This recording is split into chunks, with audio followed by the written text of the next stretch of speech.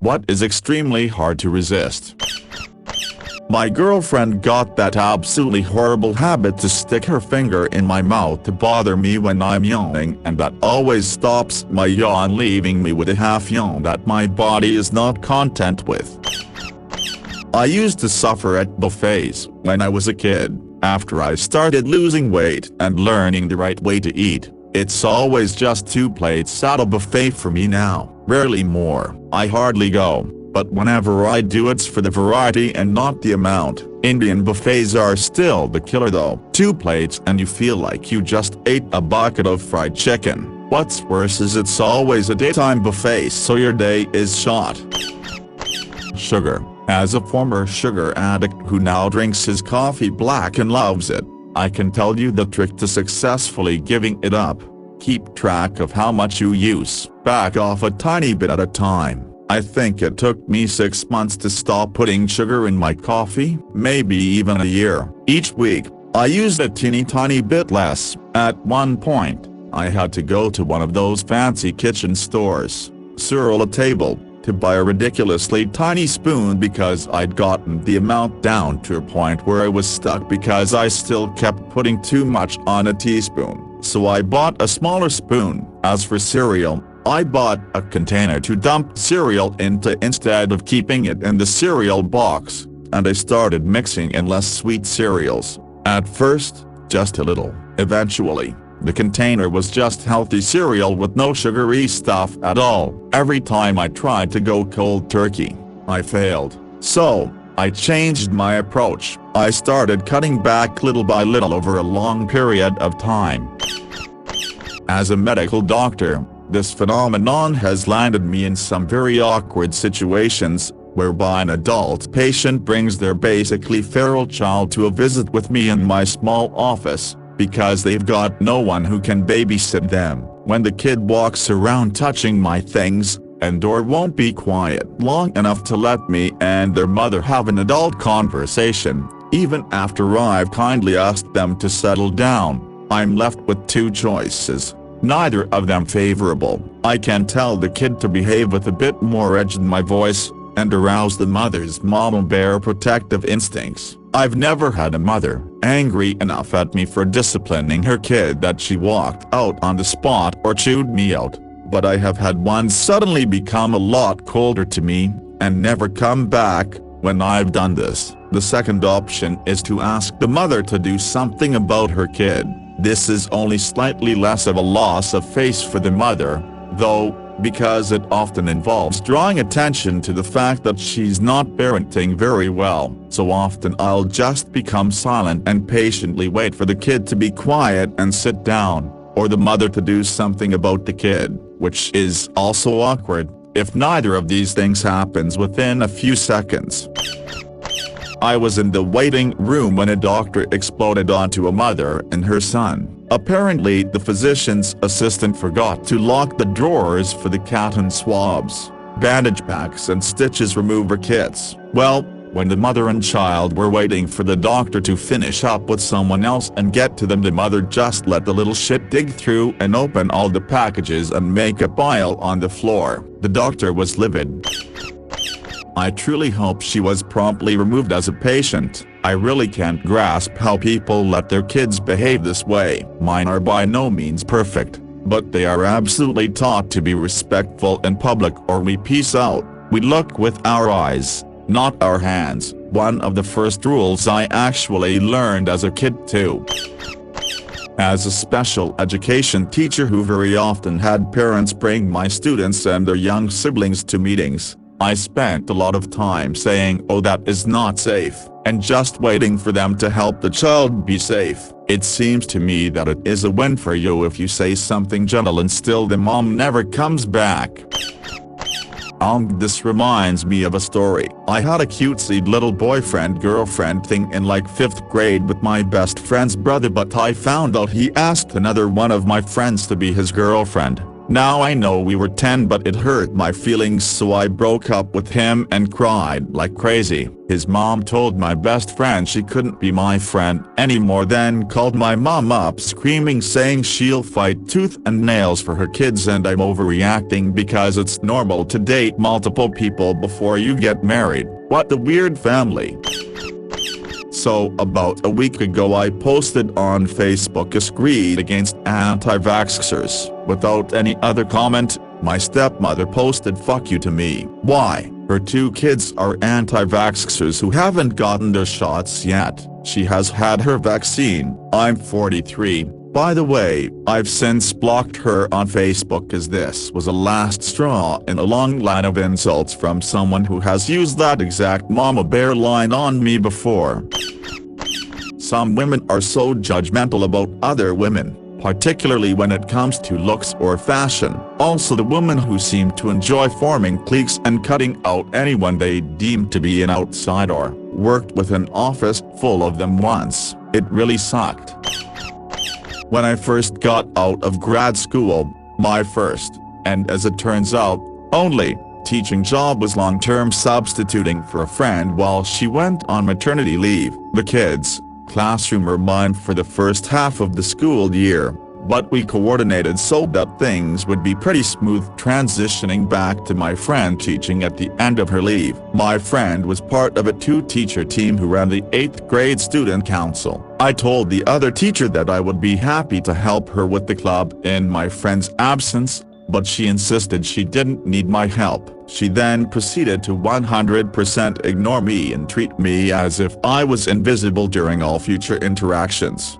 8th grade team meetings, if I said even a single word, she shot me side-eye, even though what I had said was not at all related to her. Just the kind of "you're not a real teacher, how dare you speak" vibe she was giving off. My last day, my friend came in after school to put her classroom stuff up as I took my own down. The other teacher and 2 other women, the coach who I'd never talked to and another teacher, I don't remember, came in to help her, but none of the 3 of them offered to help me take any of my own things down, or pack any of it up. They also said things like, "Is this yours or hers?" to my friend, even though I was standing right fucking there. They also gushed about how excited they were that she was back, again, right in front of me. After I was finally done putting away all my things again, by myself, I just left without a word.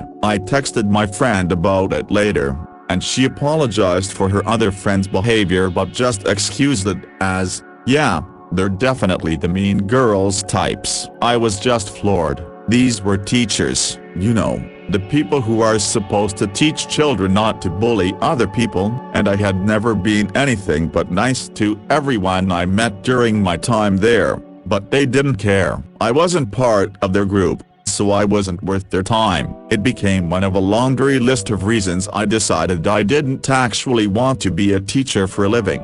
After all, Doctor, personally experienced leaky adult women in the education field, of all places. It sucked. Edit, sweet baby Jeebus, so many updates. Thank you for your contributions to the conversation, everyone. I was just sharing a personal example of the kind of behavior the original commenter was talking about. I didn't expect it to resonate with so many. Not teaching, but your story just vividly sent me back to when I was an animal shelter volunteer at the shelter in my small town. I had never before seen grown-ass women in cliques before, but holy shit, I was just an animal lover 15-year-old there to pet and feed everything. But as it turns out, there were rivaling employees of either cat women or dog women. I got put on dog rotation first and helped this old lady feed them. Then I asked after a few days if I could take care of the cats, and she sort of grimaced, shuddered, looked at me like I was dirt, and said something about how I had to talk to the cat ladies for that. Cat ladies was said with a distinct disgusted tone. Then I met the cat ladies and they weren't any better. They looked at me like I was insane for liking the dogs, and when I talked about other people I'd met at the shelter or asked about them, these ladies would go, "Ugh, they're a dog person,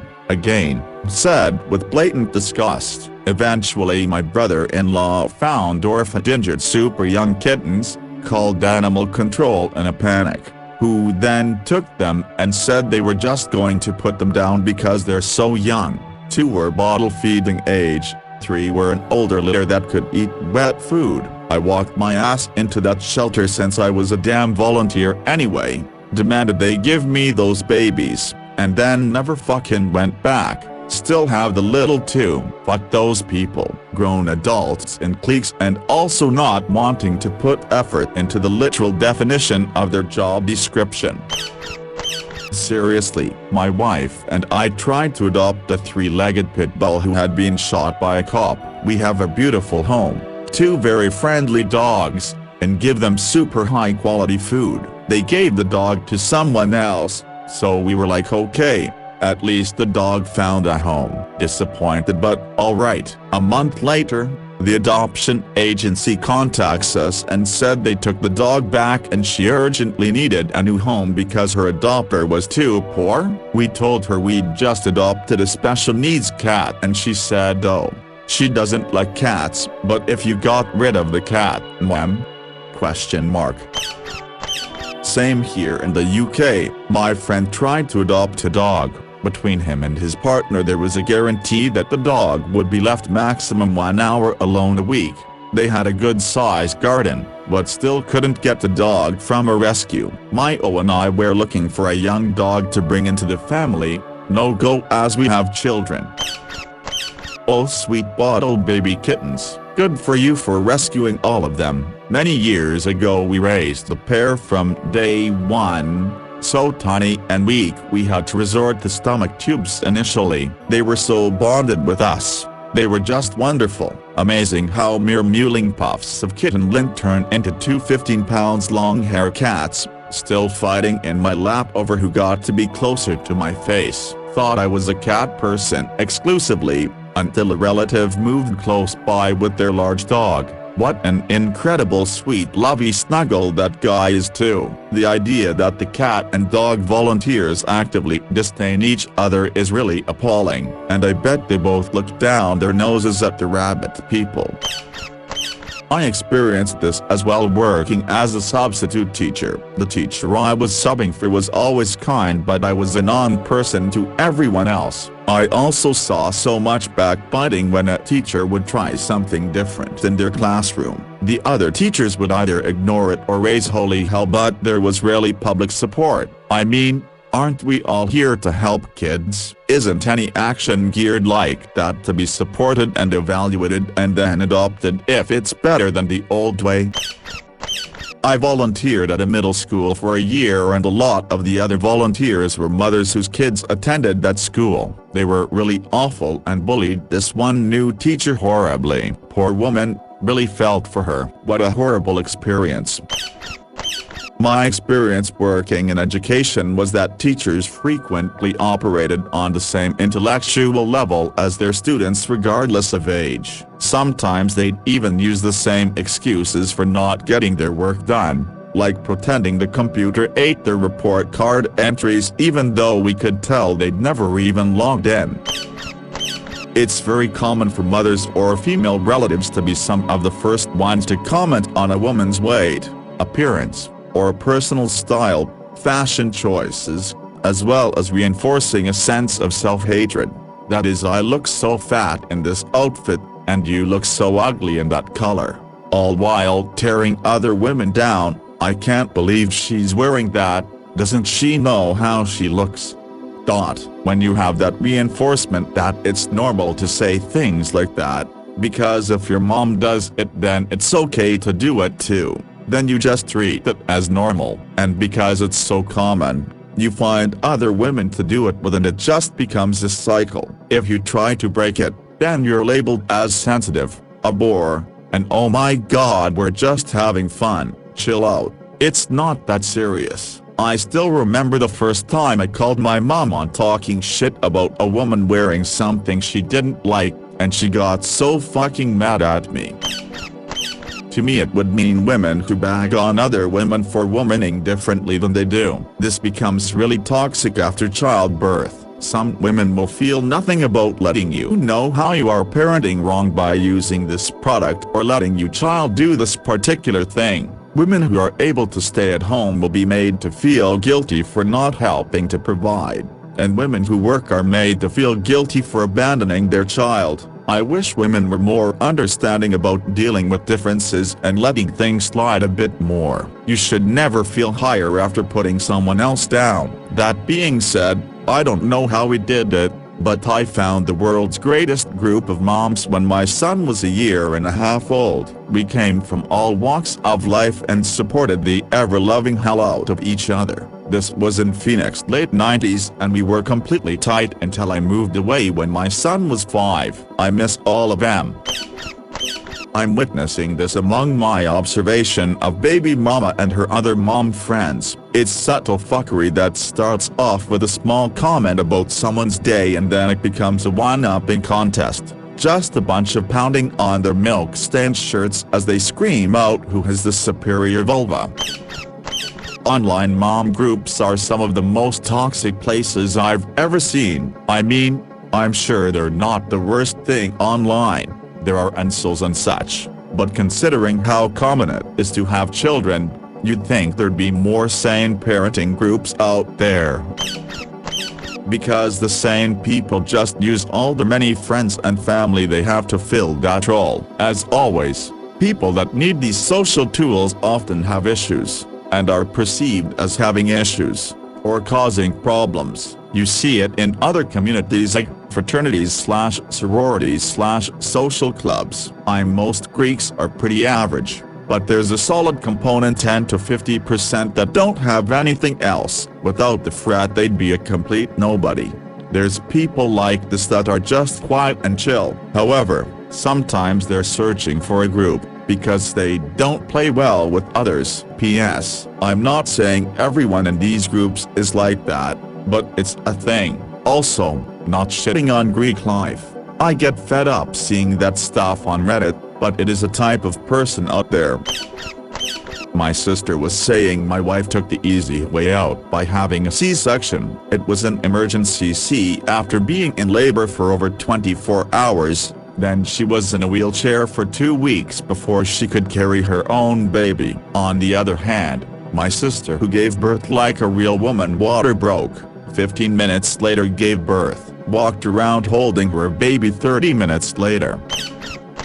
I didn't become a coffee drinker until my 30s. I am by no means a saint about sugar, but I have always avoided drinking it as an adult. I don't touch soda, so when I picked up coffee for an early job, I made the commitment to learn to drink it black so I wouldn't be adding liquid sugar to my diet. Now milk and sugar taste funny to me in coffee. The urge to ruin your life by staying up late scrolling Reddit instead of going to bed, this causing you to wake up late for work, be overtired and call out since you work a manual labor job, just so that you intentionally get fired and don't have to provide for yourself, and you can feel more comfortable talking negatively about yourself since through your own action you are a fuck-up, but even worse you're a deliberate one so you feel guilty but you still want to do it so people stop expecting things from your life since you constantly let them down. And Oreos.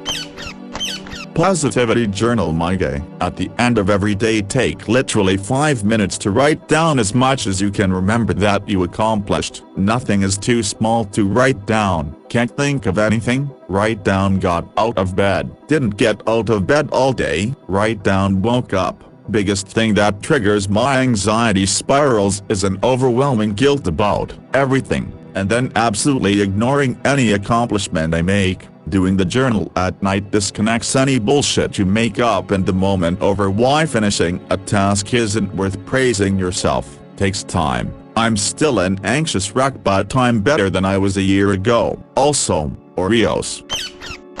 Popcorn. It's not just that popcorn smells really good. When there's popcorn within reach of me, I eat it so automatically that it's almost unconscious. It's like a compulsion. It's extremely difficult for me to not eat the popcorn. If I see a movie in theaters I can easily get through a quarter of my popcorn bucket just waiting for the trailers to end.